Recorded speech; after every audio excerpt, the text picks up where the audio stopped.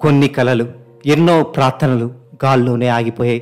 యావత్ దేశాన్ని శోక సంద్రంలో ముంచిన విమాన ప్రమాదం గుజరాత్లోని అహ్మదాబాద్లో జరిగింది. లండన్ వెళ్లాల్సిన ఎయిర్ ఇండియన్ విమానం టేకాఫ్ అయిన కొన్ని నిమిషాల్లోనే భారీ ప్రమాదానికి గురైంది.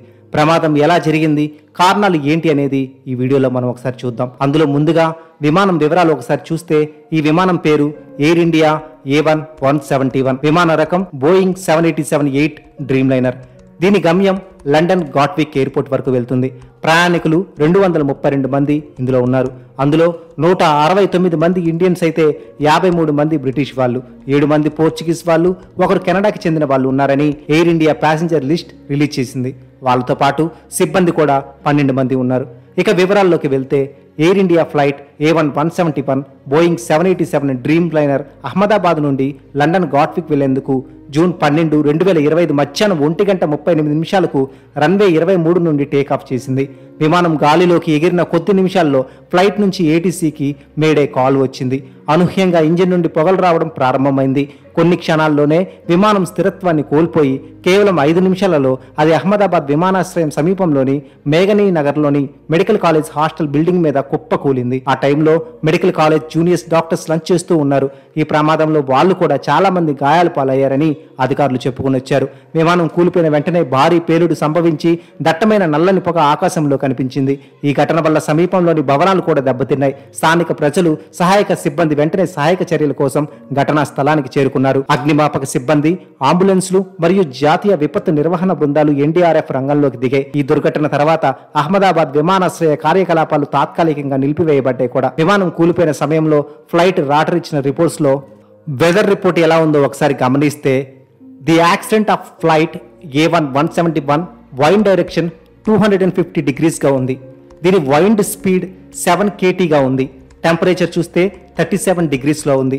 డ్యూ పాయింట్ 16 degrees గా ఉండగా ప్రెషర్ 1001 HPA గా ఉంది. దీని విజిబిలిటీ 6000 m గా ఉంది. అయితే పైలట్ల గురించి ఒకసారి చూస్తే, విమానం కెప్టెన్ సుమిత్ సబర్వాల్ ఆధ్వర్యంలో ఉంది. ఆయనకు 8200 గంటల ఫ్లైట్ అనుభవం కూడా ఉంది. ఫస్ట్ ఆఫీసర్ క్లైవ్ కుందర్కు 1100 గంటల ఫ్లైట్ అనుభవం ఉంది. విమానం టేకాఫ్ అయిన కొద్ది సెకండ్లలోనే పైలట్ నుండి ఒక మేడే కాల్ రాగా, ఆ తర్వాత ఎయిర్ ట్రాఫిక్ కంట్రోల్ ఏటీసీతో సంబంధం కోల్పోయింది. ఈ మేడే కాల్ విమానంలో ఏదో తీవ్రమైన సమస్య ఉన్నట్లు సూచించింది. అయితే దాని ఖచ్చితమైన స్వభావం ఇంకా తెలియలేదు. అయితే ఈ ప్రమాదానికి అనుమానిత కారణాలు కూడా లేకపోలేదు. ఇంజిన్ వైఫల్యం గురించి ఒకసారి చూస్తే, ప్రయాణికుల ప్రకారం టేకాఫ్ సమయంలో ముక్కోనపు గాలి శబ్దం, దద్దరిల్లిపోతున్న కంపనాలు కనిపించాయి. ఫస్ట్ ఇంజిన్లో ఫ్యూయల్ లీకేజ్ వల్ల పొగలు కూడా రావచ్చు.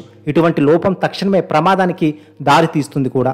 ఇకపోతే హైడ్రాలిక్ ఫెయిల్యూర్. హైడ్రాలిక్ సిస్టమ్ దెబ్బతింటే విమానం టేకాఫ్ తర్వాత దిశ నియంత్రణ కోల్పోవచ్చు కూడా. పైలట్ ఎర్రర్ కానీ, కమ్యూనికేషన్ ఫెయిల్యూర్ కానీ. చివరిగా పంపిన మేడే కాల్ తర్వాత విమానం శబ్దాలు మాయమయ్యాయి. ఇది కమ్యూనికేషన్ బ్రేక్ డౌన్ ను సూచించింది కూడా. పాత విమానాన్ని ఉపయోగించడం వల్ల ఏమైనా ఇలా ప్రమాదం జరిగిందా?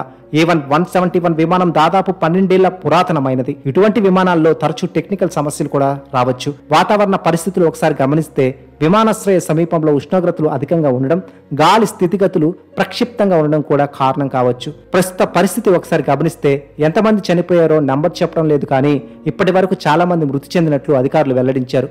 మిగిలిన వారిని సమీప హాస్పిటల్స్ లో జాయిన్ చేశారు. విమానాశ్రయం తాత్కాలికంగా మూసివేశారు కూడా. NDRF ఫైర్ బృందాలు వెంటనే రక్షణ చర్యలు చేపట్టాయి. మంటలను అదుపు చేసేందుకు 15కి పైగా ఫైర్ ఇంజిన్లు రంగంలోకి దిగాయి. ప్రధానమంత్రి నరేంద్ర మోడీ ఈ ఘటనపై విచారం వ్యక్తం చేస్తూ బాధితులకు సంతాపం తెలియజేశారు. సత్వర సహాయ చర్యలు చేపట్టాలని అధికారులను ఆదేశించారు. DGCA, AAIB విచారణ ప్రారంభం మొదలుపెట్టారు. విమాన ప్రమాదానికి కారణాలపై విచారణ కూడా మొదలైంది. దేశంలో గతంలో జరిగిన కొన్ని పెద్ద విమాన ప్రమాదాలను గమనిస్తే, 1988లో ఇండియన్ ఎయిర్లైన్స్ ఫ్లైట్ 113లో 133 మంది మరణించారు. అంతేకాకుండా 2010లో ఎయిర్ ఇండియా ఎక్స్ప్రెస్ ఫ్లైట్ 812లో 158 మంది మరణించారు. ఈ ఘటన తర్వాత ఈ ఘటనలు అందరికీ గుర్తుకు వస్తాయి కూడా.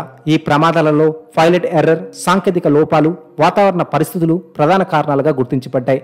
మరి అహ్మదాబాద్ ప్రమాదం కూడా ఇలాంటి కారణాల వల్ల జరిగి ఉండవచ్చని నిపుణులు అంచనా వేస్తున్నారు. కానీ బ్లాక్ బాక్స్ రికవరీ తర్వాత మాత్రమే ఖచ్చితమైన సమాచారం మనకు తెలుస్తుంది.